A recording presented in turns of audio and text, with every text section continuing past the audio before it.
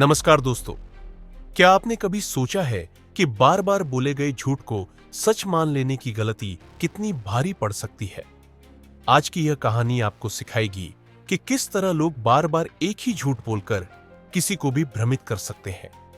यह कहानी न सिर्फ मनोरंजक है, बल्कि यह आपको एक गहरी सीख भी देगी कि हमें बिना सोचे समझे दूसरों की बातों में नहीं आना चाहिए।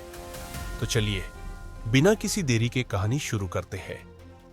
बहुत समय पहले की बात है। एक गांव में एक ब्राह्मण रहता था।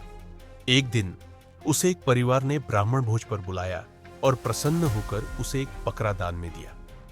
ब्राह्मण उस बकरे को कंधे पर रखकर खुशी खुशी अपने घर की ओर चल पड़ा।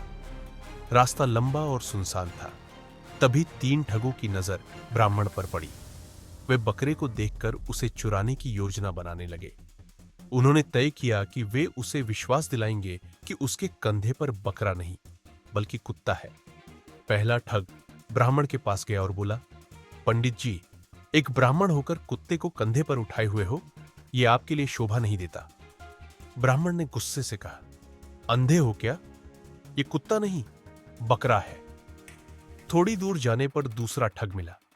उसने भी वही बात दोहराई, पंडित जी, उच्च कुल के लोग कुत्ते को कंधे पर नहीं रखते, आपको ऐसा नहीं करना चाहिए। ब्राह्मण ने उसे भी डांट दिया, लेकिन अब उसके मन में हल्का सा शक होने लगा। कुछ और आगे जाने के बाद तीसरा ठग मिला। उसने भी वही बात कही, पंडित जी, आखिर आप कुत्ते को कंधे पर लाद कर क्यों जा रहे हैं? अब ब्राह्मण का शक यकीन में बदलने लगा। उसे लगा कि इतने लोग झूठ नहीं बोल सकते, कहीं उसकी ही आंखें तो धोखा नहीं खा रही हैं। उसने सोचा, अगर सच में यह कुत्ता हुआ तो लोग मेरी हंसी उड़ाएंगे। अंततः उसने बकरे को कंधे से उतार दिया और बिना देखे ही वहां छोड़कर घर की ओर बढ़ गया।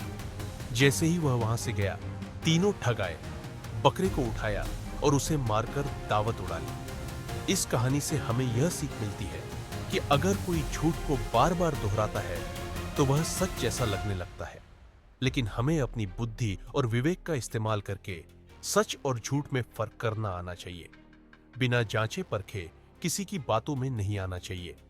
अगर आपको यह कहानी पसंद आई और इससे कुछ सीखने को मिला तो वीडियो को लाइक करें, कमेंट में अपनी राय दें और इसे अपने दोस्तों के साथ शेयर करें। अगर आप हमारे चैनल पर नए हैं तो चैनल को सब्सक्राइब जरूर करें, ताकि आपको ऐसी ही मजेदार और शिक्षाप्रद कहानियां मिलती रहे। धन्यवाद। मिलते हैं अगली कहानी में।